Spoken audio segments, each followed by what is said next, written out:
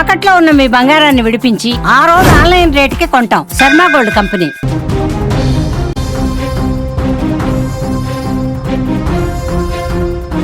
YCP నేత మాజీ మంత్రి అంబటి రాంబాబుకు గుంటూరు మొబైల్ కోర్టు 14 రోజుల రిమాండ్ విధించింది. ఏపీ ముఖ్యమంత్రి చంద్రబాబు నాయుడు పైన అసభ్యకర వ్యాఖ్యలు చేసిన కేసులో శనివారం రాత్రి ఆయనను అదుపులోకి తీసుకుని పోలీసులు విచారణ అనంతరం అంబటిని రాజమహేంద్రవరం సెంట్రల్ జైలుకు తరలించారు. అసలు అంబటి రాంబాబు కేసులో ఏం జరిగిందో ఒకసారి తెలుసుకుంటే, గుంటూరు అమరావతి రోడ్డులోని గోరంట్ల వద్ద శుక్రవారం తిరుమల లడ్డూ ప్రసాదంలో నెయ్యి కల్తీ అంశం పైన మహాపాపం పేరుతో ఏర్పాటు చేసిన ఫ్లెక్సీ వద్దకు వెళ్లిన అంబటి రాంబాబు 24 గంటలలో ఫ్లెక్సీ తొలగించాలని హెచ్చరించారు. శనివారం ఉదయం గోరంట్లలోని వెంకటేశ్వర స్వామి ఆలయంలో పూజలు చేసిన అనంతరం అదే మార్గంలో కారులో వెళ్తుండగా టీడీపీ శ్రేణులు అంబటిని అడ్డుకున్నారు.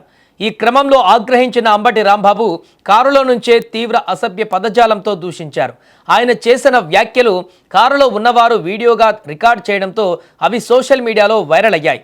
దీంతో రాష్ట్ర వ్యాప్తంగా కూటమి శ్రేణులలో తీవ్ర ఆగ్రహం వ్యక్తమైంది. గుంటూరు సిద్ధార్థనగర్లో అంబటి రాంబాబు నివాసం కార్యాలయం పైన శనివారం సాయంత్రం దాడులు జరగడంతో ఉద్రిక్త పరిస్థితి నెలకొంది. అంబటి పైన తక్షణ చర్యలు తీసుకోవాలంటూ పలు చోట్ల పోలీస్ స్టేషన్లలో ఫిర్యాదులు నమోదయ్యాయి. క్రమంలోనే గుంటూరు జిల్లా టీడీపీ అధ్యక్షుడు పిల్లి మాణిక్యరావు, నల్లపాడు ఎస్ఐ కె రామకృష్ణ ఇచ్చిన ఫిర్యాదుల ఆధారంగా అంబటి పైన కేసులు నమోదు చేసిన పోలీసులు శనివారం రాత్రి 10:45 సమయంలో ఆయనను అరెస్టు చేశారు. కట్టుదిట్టమైన భద్రత మధ్య నల్లపాడు పోలీస్ స్టేషన్కు ఆయనను తరలించారు. ఇక విచారణ, వైద్య పరీక్షల అనంతరం ఆదివారం రాత్రి న్యాయాధికారి ముందు అంబటిని పోలీసులు హాజరుపరచగా ఇరు పక్షాల వాదనలు విన్న న్యాయాధికారి 14 రోజుల రిమాండ్ విధిస్తూ ఉత్తర్వులు జారీ చేశారు.